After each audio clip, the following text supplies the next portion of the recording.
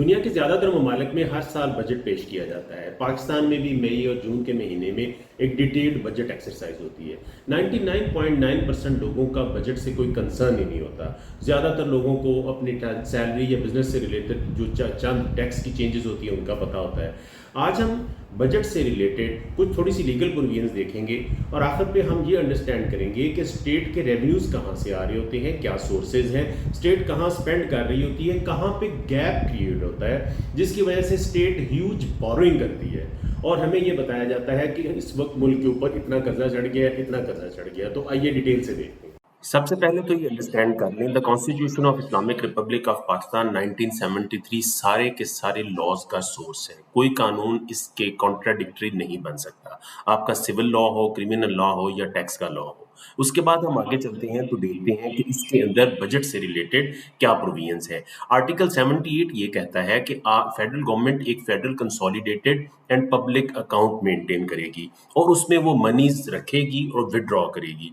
फिर आर्टिकल 80 जो है वो बजट को के बारे में ब्रीफ करता है कि फेडरल गवर्नमेंट हर साल एक बजट नेशनल असेंबली के सामने पेश करेगी। उस बजट में क्या होगा, sums required to meet the expenditures described by the constitution as expenditures charged upon federal consolidated fund, और फिर अदर जो एक्सपेंडिचर्स हैं वो। इन दोनों में डिफरेंस क्या है? कुछ होते हैं स्टेट इंस्टीट्यूशंस जैसे supreme Court of Pakistan, election commission, speakers, deputy speakers of assemblies, auditor general and other few constitutional bodies. ये लोग अपना बजट हर साल बनाते हैं और गवर्नमेंट को सबमिट कर देते हैं। इनको कहा जाता है expenditure charged upon federal consolidated fund.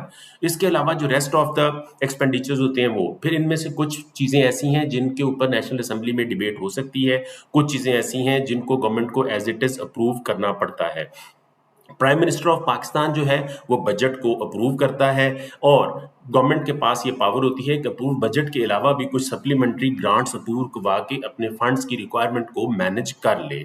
Constitutional amendment एक आई थी 18th, उसके अंदर क्या चेंज आया था? उस प्रोसीजर टू मनी बिल थोड़ी सी चेंज आई थी। उसके बाद फेडरल और प्रोविंसेस की जो पावर्स हैं उनको डिफाइन किया गया था। एक कंकरेंट लिस्ट थी जिसमें कंफ्यूजन थी कि उसमें फेडरेशन कर सकती है या प्रोविंस कर सकते हैं, उसको क्लियर किया गया था। 18th अमेंडमेंट के बाद की पोजीशन क्या है?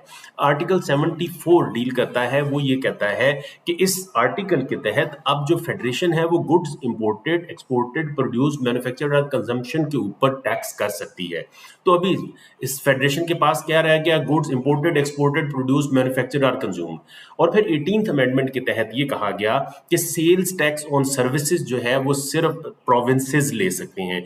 फिर तमाम प्रोविंसेस ने अपने relevant sales tax laws enact किए थे। इसके अंदर ये भी कहा गया है कि अगर प्रोविंस और फेडरेशन के अंदर कोई कॉन्फ्लिक्ट होता है तो वो बैठ के रिजॉल्व करेंगे, अगर नहीं तो फिर final authority rests with Supreme Court of Pakistan. अब हम अपने मेन टॉपिक के ऊपर आते हैं कि स्टेट के रेवेन्यूज और एक्सपेंडिचर्स कैसे फ्लो करते हैं। सबसे पहले स्टेट देखती है कि इसके पास इनकम टैक्स की कैपिटल वैल्यू टैक्स स्टेट के पास आता है, वर्कर्स वेलफेयर फंड आता है, इन सारों को कहा जाता है डायरेक्ट टैक्सेस। फिर इनडायरेक्ट टैक्सेस आते हैं, सेल्स टैक्सेस आते हैं, federal excise duty, custom duty, इनको कहा जाता है इनडायरेक्ट एक्सपेंस। ये सारे गवर्नमेंट के पास इनफ्लोज आ रहे हैं जो federal board of revenue collect करता है। फिर कुछ अदर टैक्सेस भी आ रहे होते हैं जैसे प्रॉपर्टी टैक्स या इस तरह की कुछ चीज़ें, कुछ प्रोविंस में आ रहा होता है, कुछ फेडरेशन में आ रहा होता है। इनको हम कैटेगराइज कर लेते हैं जो रिसीट्स थ्रू टैक्स। उसके अलावा फिर कुछ रेवेन्यू रिसीट्स भी होती हैं जो नॉन टैक्स रिसीट्स होती हैं, टोल टैक्स एक्सेट्रा वगैरह जो चीज़ें होती हैं। उसके बाद इंटरनल रिसीट्स हैं, फिर कुछ कैपिटल रिसीट्स के इसके साथ आके जैसे गवर्नमेंट कोई प्राइवेटाइजेशन करती है तो वहाँ से कुछ प्रोसीड्स आती हैं।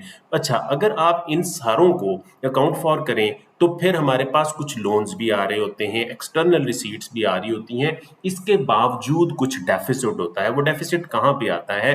नेशनल एक्सचेकर में ये सारे के सारे पैसे आते हैं। ये जो डेफिसिट होता है, इस डेफिसिट को कवर करने के लिए फिर गवर्नमेंट जो है वो लोन्स और ग्रांट्स लेती है, और वो चूंकि हमारा डेफिसिट बहुत ज़्यादा होता है तो इसलिए हमारा जो लोन है वो डे बाय डे इंक्रीज करता जाता है।